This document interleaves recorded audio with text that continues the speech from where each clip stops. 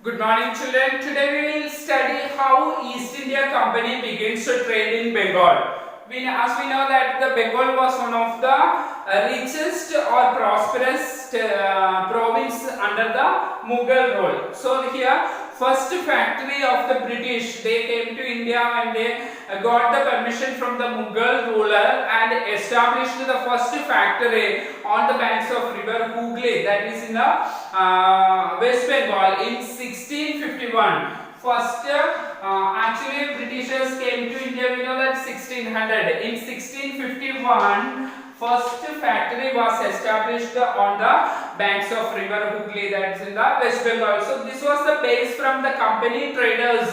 They were known as factors. Company traders or the businessmen were known as traders. They operated their business from this region. Okay, they established the factory on the banks of Hooghly river. From there they operated their business from purchasing the goods from the interior parts of West Bengal, and they brought to the port on the Hooghly river. From there they exported the goods to Europe. Okay, so the factory had many warehouses where stores, goods were stored here. The all purchased goods were stored in the warehouses, and their offices also were set up in this region. So as trade expanded, the company also persuaded or convinced other merchants, other traders of East India Company to come and settle in this region. So many of the businessmen or the traders also came and settled in the Hooghly region, so that they become more and more in number. Okay, so here by 1696, okay, it began building the forts here. Even factories they set up earlier. Later on in 1696 onwards, they began fortification also. They started constructing the forts in order to protect their warehouses and factories. So fortification started here.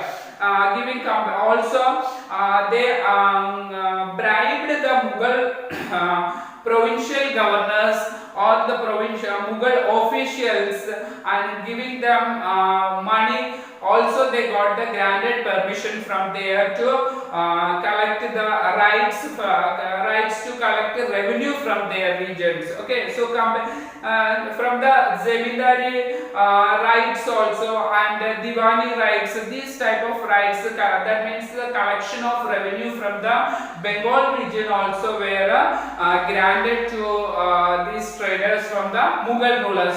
Also, it persuaded the Mughal Emperor Aurangzeb to issue a farman. Farman means a royal edict or royal order from the they collected from Mughal Emperor Aurangzeb to give the company or granting the company to right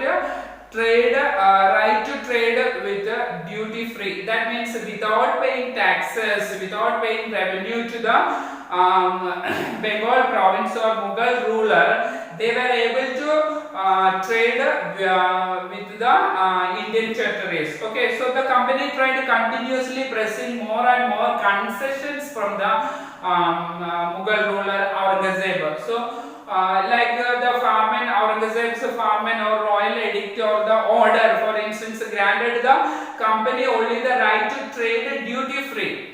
But the officials of the company were carrying out private trade on one side without paying any taxes, evading taxes from the government, from the Mughal ruler. Okay, so here causing this because of this evading the taxes or duty free trade, these all caused the Mughal emperor all the revenues they lost from the Bengal territory. So how the Nawab of Bengal that time, Murshid Quli Khan, he was the Nawab of Bengal, he started protesting against the British from that time onwards. Okay, so here how the trade becomes fighting or battle or war between the local rulers and the European traders. Okay, so here through the early 18th century, the conflict between the company and the Nawab of Bengal intensified. It became more and more after the death of Aurangzeb. We know that in 1707 Aurangzeb died. The governors became powerful and they established their own power in their territories or in their regions. The regional kingdoms were established. So Bengal became a separate kingdom from the Mughal Empire. So here Bengal Nawab also started and the quarrels between the Bengal Nawab and the English East India Company became more and intensified. Here we know that other regional powers also were set up in the all they had autonomy, independent power when after the death of Aurangzeb. Murshid Quli Khan was followed by Alivardi Khan in Bengal. After that Sirajuddaula became the Nawab of Bengal. So each one of them were strong rulers. Murshid Quli Khan, Alivardi Khan, Sirajuddaula.